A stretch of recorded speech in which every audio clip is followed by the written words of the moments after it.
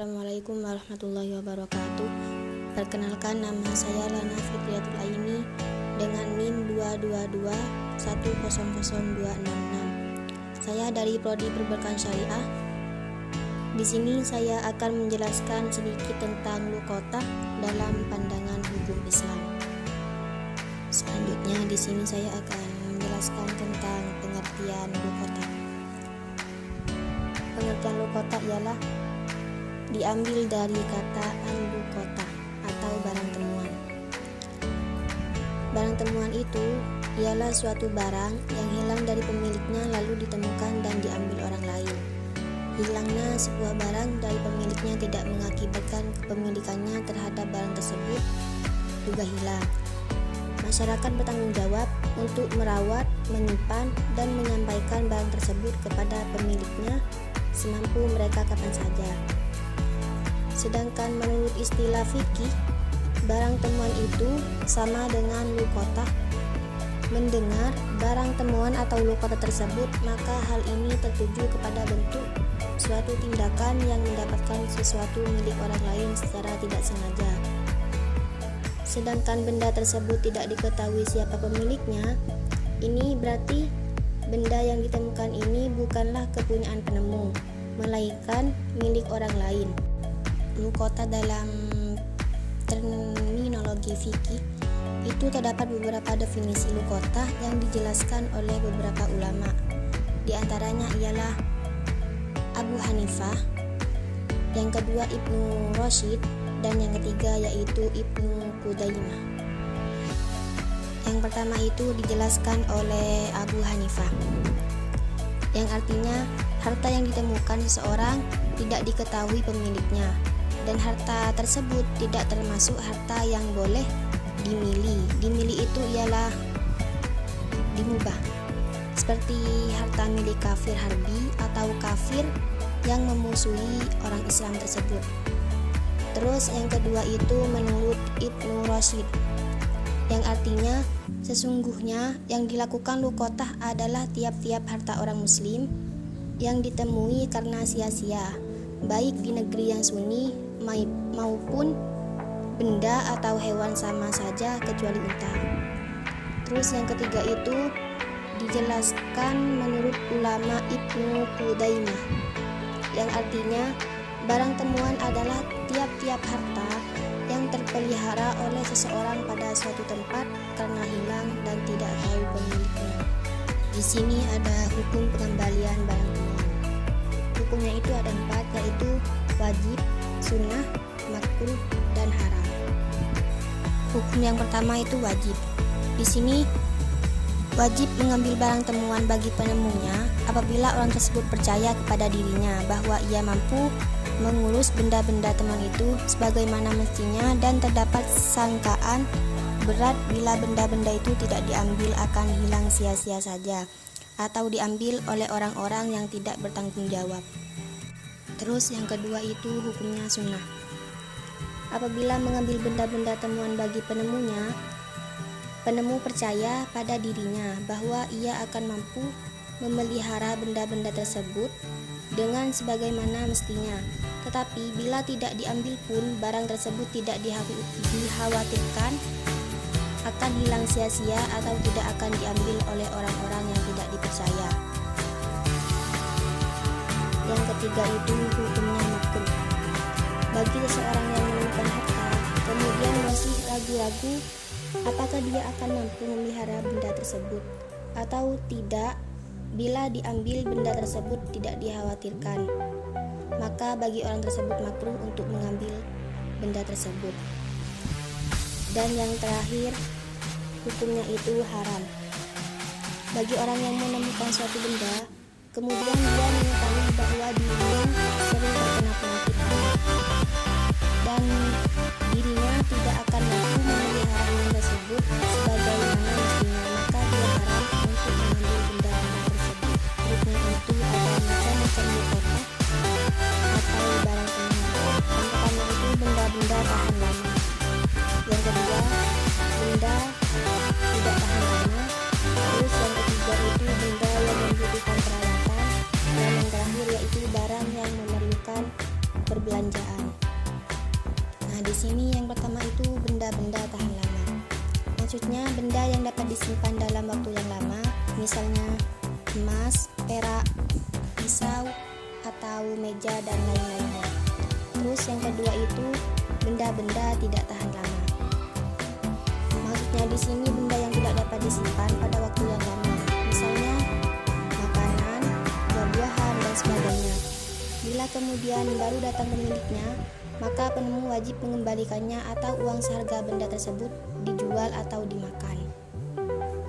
Terus yang ketiga itu benda-benda yang membutuhkan perawatan, seperti padi harus dikeringkan atau kulit hewan perlu disamak. Dan yang terakhir barang-barang yang memerlukan perbelanjaan. Maksudnya di sini seperti binatang ternak unta, sapi, kuda, kambing dan ayam.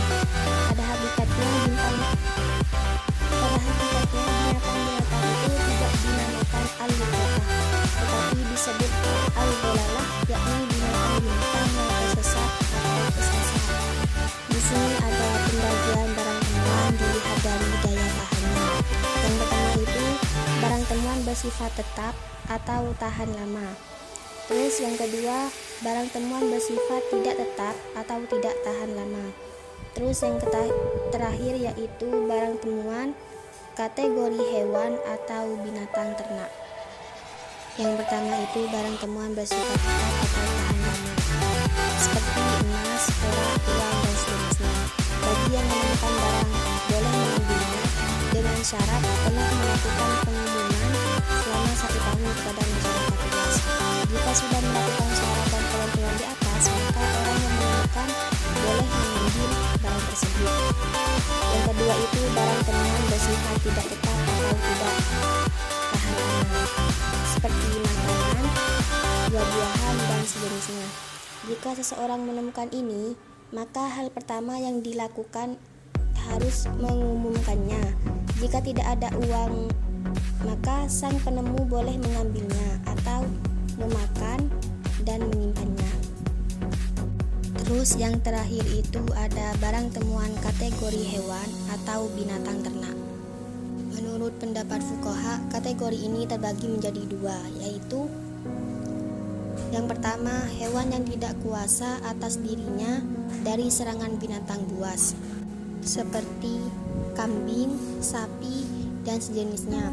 Maka orang yang menemukannya boleh memakan hewan tersebut dan mengganti harganya sekiranya dapat pemiliknya itu datang, atau membiarkannya atau merawatnya dengan sukarela. Terus yang kedua, ada hewan yang kuasa atas dirinya, seperti burung, himar, kerbau hutan dan sejenisnya. Dengan itu, sekiranya ditemukan di tempat atau sumber makanan, maka dibiarkan saja atau jangan diambil.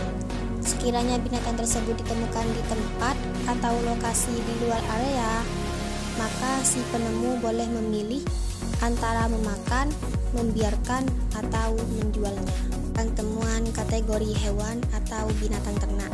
Yang pertama itu benda yang nilainya tetap seperti emas, perak, dan uang. Dan yang kedua, benda yang nilainya tidak tetap seperti makanan. Yang ketiga, benda yang nilainya tetap apabila dipelihara dengan baik seperti padi yang masih bergulit. Dan yang keempat yaitu benda yang memerlukan nafkah seperti hewan dan manusia. Bagian barang temuan dari segi tempat. Barang temuan yang ditemukan di atas permukaan bumi. Yang pertama itu penemu berupa benda yang disebut luqatah, penemu berupa hewan yang disebut al-dhalalah, dan penemu berupa anak kecil yang disebut al-laqit. Terus barang tambang ialah segala sesuatu yang dikeluarkan dari dalam tanah dari benda-benda tercipta di dalamnya, tetapi bukan bagian dari hakikat tanah itu sendiri yang mempunyai nilai dan harga. Terus yang kedua itu harta karun. Harta karun di sini harta yang terpendam di dalam tanah, baik berupa uang atau berupa permata. Padanya tanda-tanda Islam ataupun tanda-tanda jahiliyah. baik ditemukan di daerah musuh atau bukan. Pembagian barang temuan dibagi menjadi beberapa jenis. Yang pertama itu barang yang tidak terlalu menarik minat manusia seperti cambuk dan serpihan roti atau sejenisnya. Jenis temuan ini dapat langsung dipungut dan dimiliki tanpa harus mengemukkannya. Yang kedua, barang yang tercecer yang tidak boleh dipungut karena dapat menjaga dirinya seperti anak binatang buas semacam biawak atau yang kuat seperti unta dan lembu. Barang temuan ini tidak boleh dipungut dan dimiliki.